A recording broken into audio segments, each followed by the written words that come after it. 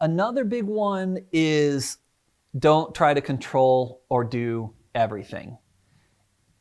This is something that when you're small, it's an issue of scale. When you start scaling and growing, at first, it's possible to kind of have your hand in everything and help do everything. You're part of every decision, and that's really fun. You're learning a lot. You're also doing an important thing of kind of, through osmosis, you're transmitting your own set of values to other people on your team, and they're rubbing off on you as well. And that's great. That needs to happen early on to create that gelling. But as things start to grow, there's this transition point where you've got to make a decision. Am I going to step up to the next level and I'm going to, lead the team by distributing authority to them and then supporting them through relationship? Or do I need to get someone else to do that? Do I want to stay kind of in the trenches and be part of the doing and be part of the details at that level? That's a really difficult point because it's a reformation point. It depends on what number you're at. It could be anywhere between, you're at 20 people maybe on your team, 15 to 20. You start having to think about that, all the way up to 40 or 50.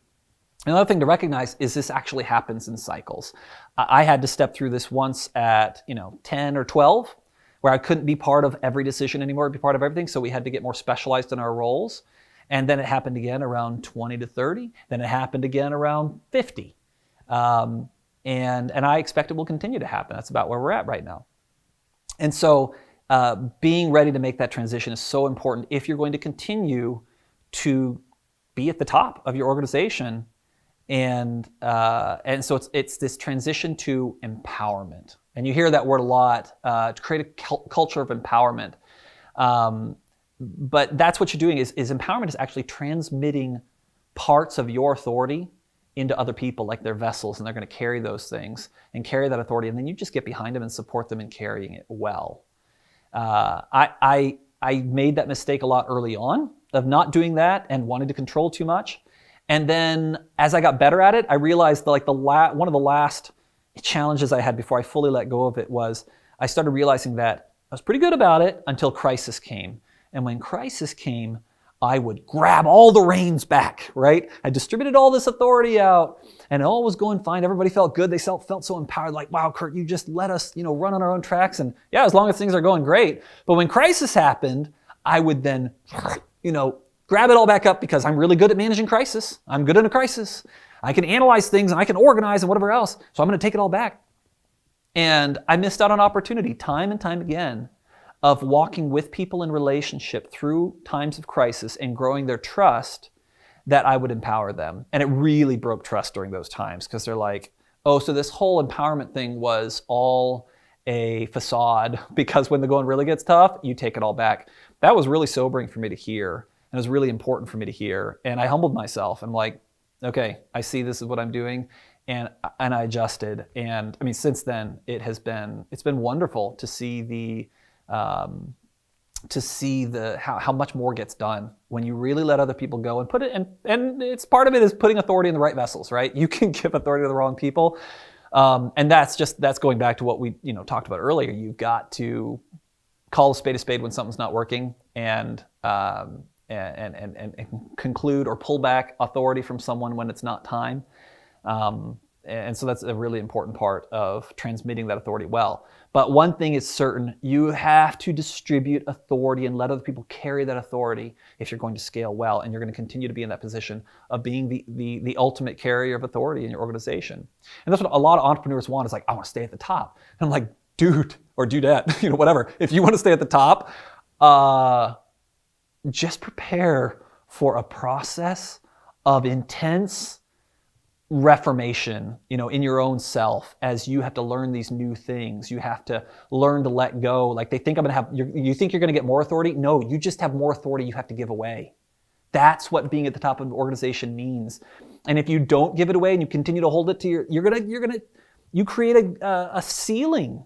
And it's just going to cause problem after problem as you are micromanaging, not empowering others. It's a mess.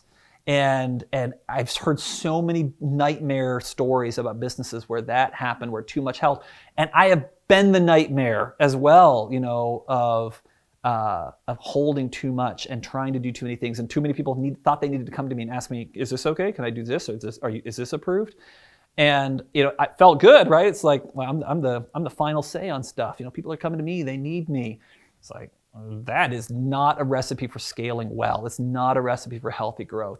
You have to learn how to distribute authority well into other worthy vessels and support those vessels through relationships, staying your hand from doing anything. I mean, that's the funny thing. You do very little. At some point, once you get to a certain point, you're doing very little. And yet you're doing so much because you're pouring into those people and supporting with the wisdom and understanding that you've gained by practicing it yourself.